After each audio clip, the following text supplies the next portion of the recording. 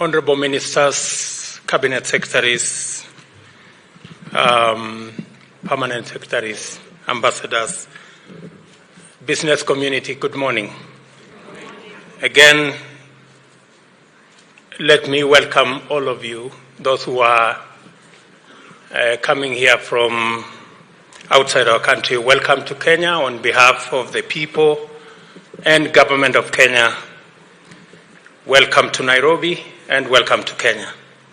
I am happy to be with you this morning in this very important forum, which marks the beginning of what promises to be the most significant development in the field of trade and economic relations between Kenya and the European Union.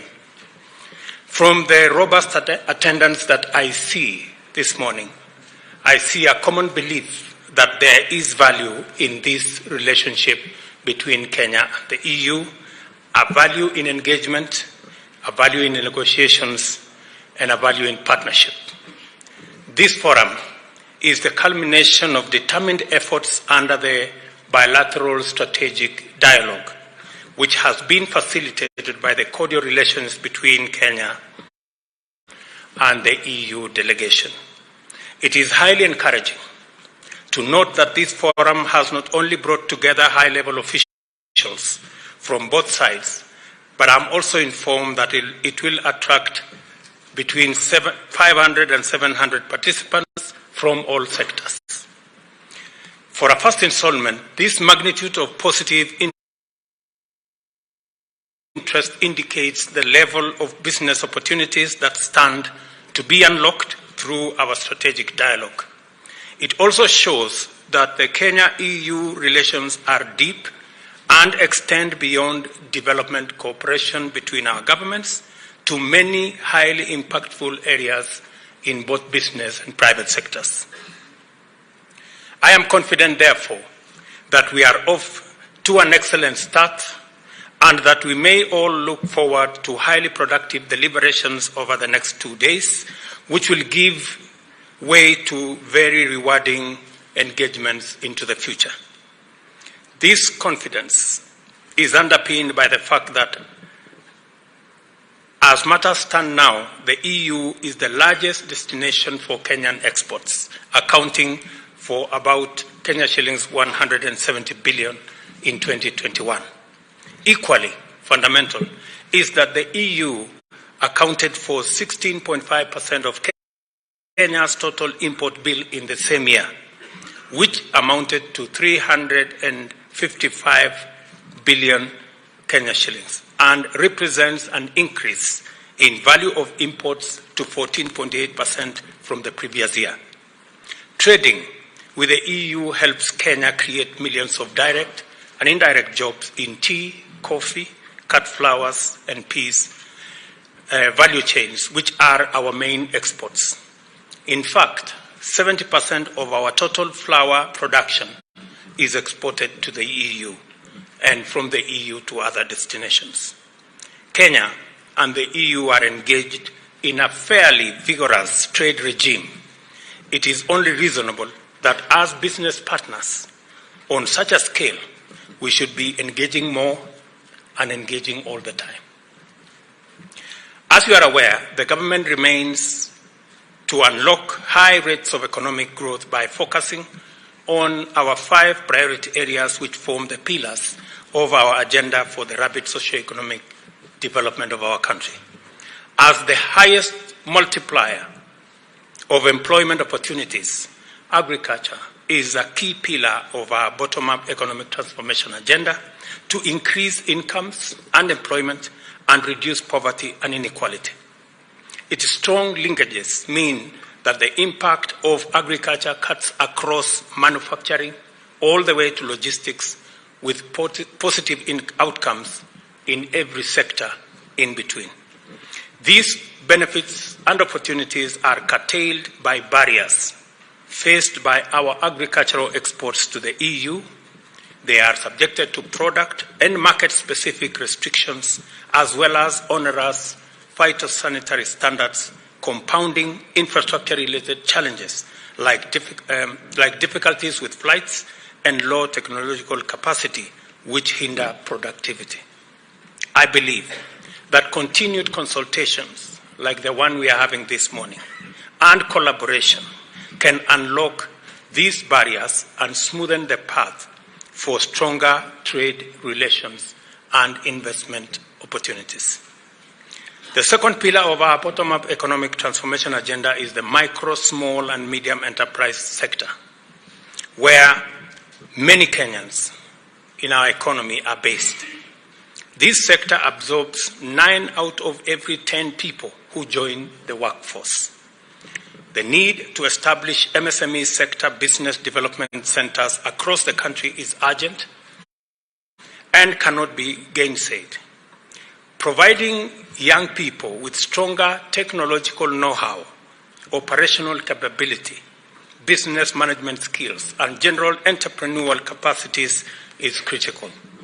Our skills-based, technology-oriented TVETs seek to empower our young people with relevant skills, while our county-based industrial and aggregation parks will provide meaningful avenues for aggregation, value addition, and agro-processing.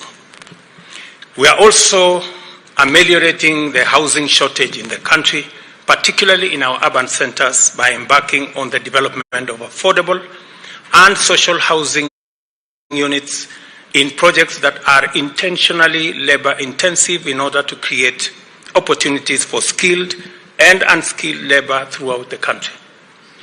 We have set out, for example, under this pillar, that we are going to be constructing 200,000 houses every year in all counties in the Republic of Kenya.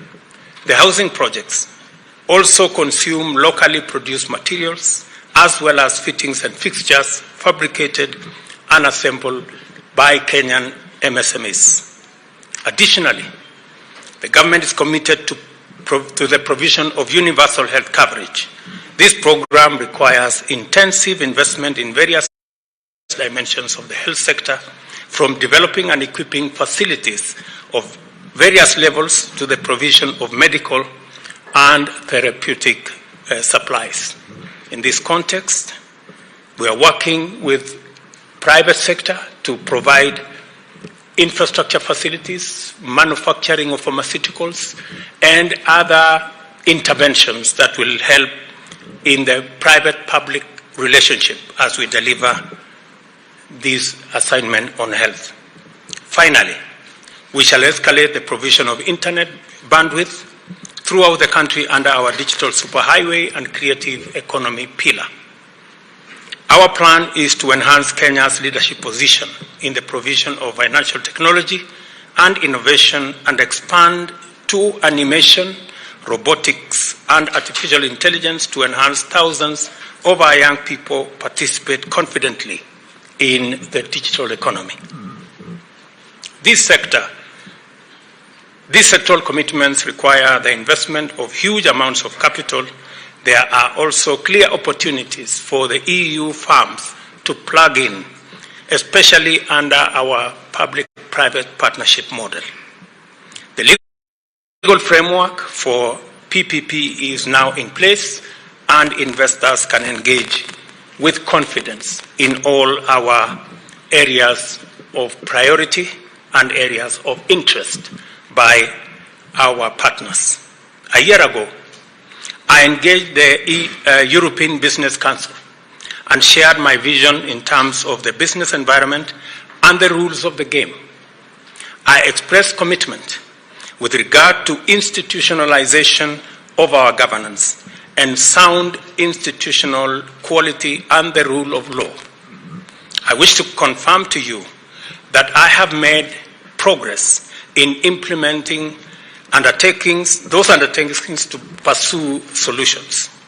The Kenya Revenue Authority, for example, is less arbitrary and more rational in executing its mandate, and now pursues alternative dispute resolution with a firm and fair focus on optimizing revenue collection and at the same time providing a customer-sensitive service to all taxpayers. The Inspector General of the National Police Service is now an accounting officer, which makes the police service truly independent and can handle all matters to do with the security and security of property and life of citizens, including our investors. We are making progress in supporting the judiciary to reach Kenyans closer at the grassroots by establishing additional court stations throughout the country as a mechanism to enhance our ease of doing business and making sure that disputes are resolved in time so that there are no losses and there are no unnecessary delays. The rule of law depends on the independence of such institutions and go a long way to anchor the caliber of business that makes Kenya a compelling investment destination. I am confident that we shall make further progress steadily going forward. Kenya alone is an economy of around 55 million people who consume plenty of products from the EU. We remain uniquely geostrategic as the gateway to the East and Central Africa and are a central player in 3 overlapping regional economic communities: the East African Community, the Common Markets for East and Southern Africa, and the Africa Continental Free Trade Area. We are also a strong participant in the vast tripartite agreement encompassing EAC, COMESA, and SADC.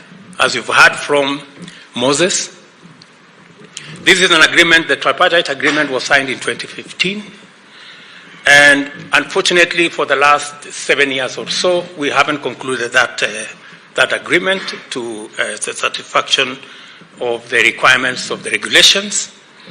In the last 1.5 months, I have sent Moses, my cabinet secretary, to 11 capitals, and he's been all the way to Egypt, Angola, Comoros, Uganda, Tanzania, Lesotho, South Africa, and I now can promise with confidence that by end of April, we will have the tripartite agreement in place, and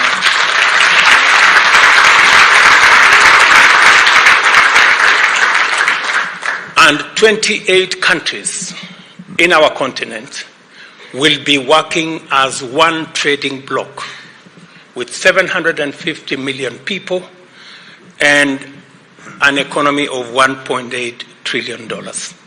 I think it is a great opportunity that as the EU looks at Kenya, you are also looking at the tripartite agreement, 750 million people, and a huge economy to deal with. I think we can now have a conversation of equals.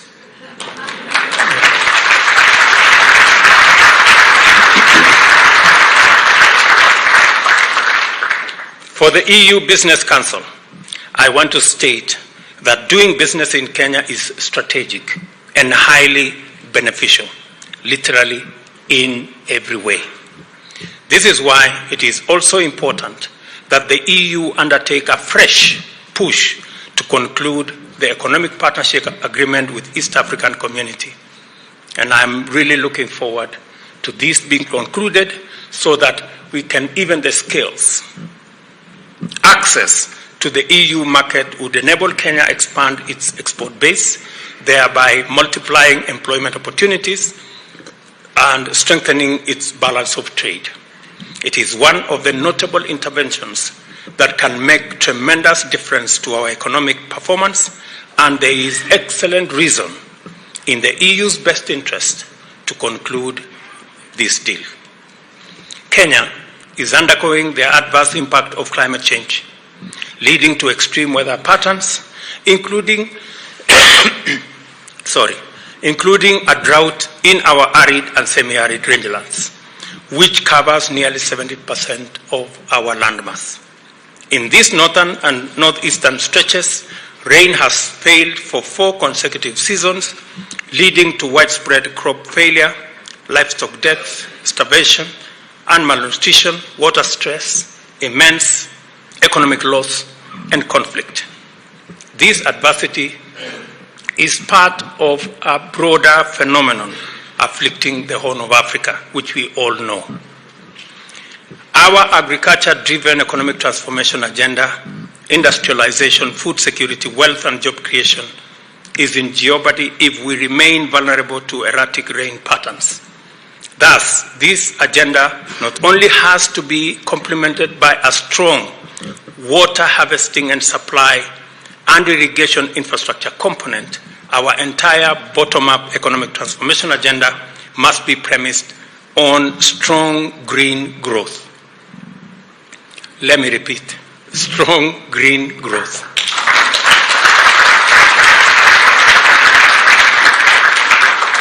And let me say this, because I am speaking to business, that humanity is at a crossroads.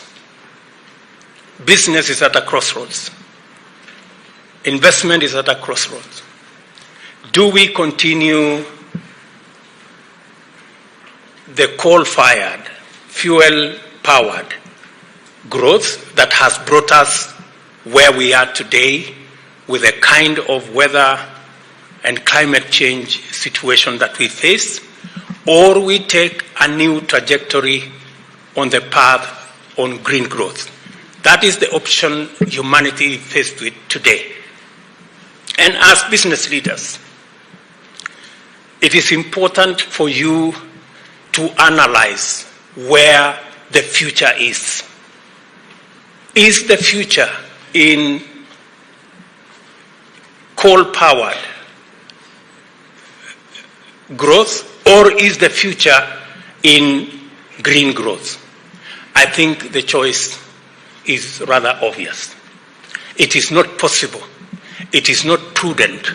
It is not moral.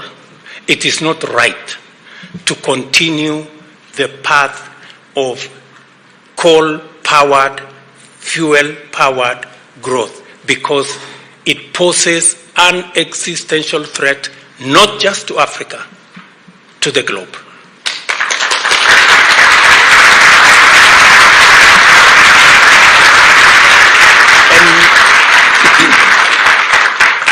And many would ask, is it possible to industrialize with green growth? Let me give you the answer. Kenya is the largest economy in our region. Yet, our manufacturing, our industrialization, our economy is powered by renewable energy. 92% of energy in Kenya is renewable energy. It gives you the testimony that it is possible to run a country, to run an economy, to run industrialization on green energy. Therefore,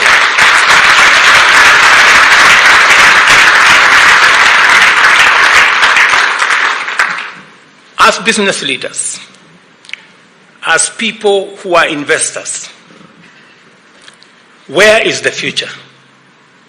If you ask yourself, let me point to you where the future is. The future is in green growth. And green growth, the leader in green growth is in the African continent. Why do I say so? This is the continent that has 50 times renewable energy that is demanded by the world. 50 times, number one. This is the continent that has 60% of all solar renewable energy. This is the continent that has cobalt, manganese, and all the other products that you need for battery and for hydrogen technology. This is the continent that has 70% of its population under 30, giving you the human resource that will power the industrialization and manufacturing going into the future. This is the continent of 1.4 billion people. If you are looking for a market I've just explained to you that the African CFTA brings a market of 1.4 billion people. As an investor, if you are looking at the future, and the future is green growth, and green growth is in Africa, and the ingredients of driving that green growth is renewable energy. And renewable energy, we have 50 times in Africa. You should know where your future and the future of your business and investment should be going. I do not explain.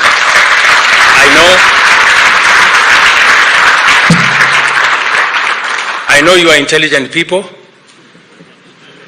and I'm sure that's why you are sitting in this room, because you know where the future is. And I want to welcome you to Kenya.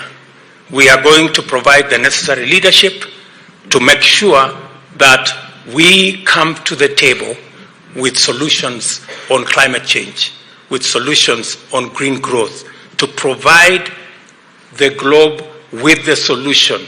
Where are we going? And the necessary infrastructure that will take us to the next level. I am very confident that green industrialization, green manufacturing, the epicenter is going to be in this continent, and your first foot should be in Kenya.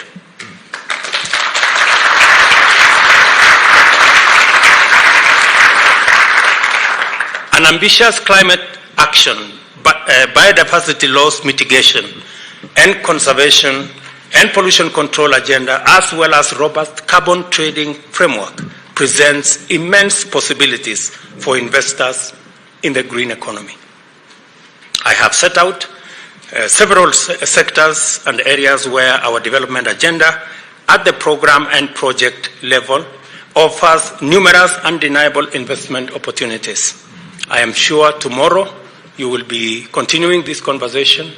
You will go in depth into the opportunities that are there, and officials of my government, led by my good friend Moses, will lead that charge.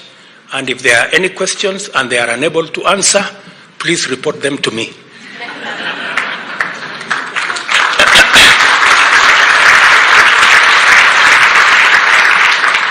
The purpose of this forum is to channel the power of the invisible hand by striking collaborative partnership and other cooperative arrangements aligned to these opportunities in order to unlock a win-win mutual benefit engagement. The progress made towards success of deliberations on this forum depend on the ability of participants to initiate and sustain deep and candid conversations, demonstrate good faith, and appeal to mutual benefit in order to address concerns, allay fears, give comfort, and build the necessary trust for us to move together. There are problems to be solved, opportunities to be unlocked, and progress to be made in order to make economy, agriculture, green energy, ICT, and other infrastructure work for the people of Kenya and also work for our partners in this forum. As I have observed earlier, in this forum is off to a very good start. I am confident that we will come out, all of us, with a win-win arrangement. I thank the organizers for a good job. I wish my good sister, Ambassador, she's been very pivotal. She has not given us peace in making sure that we do what we have to do. I wish all of you fruitful deliberations and look forward to a wonderful outcome. Thank you very much.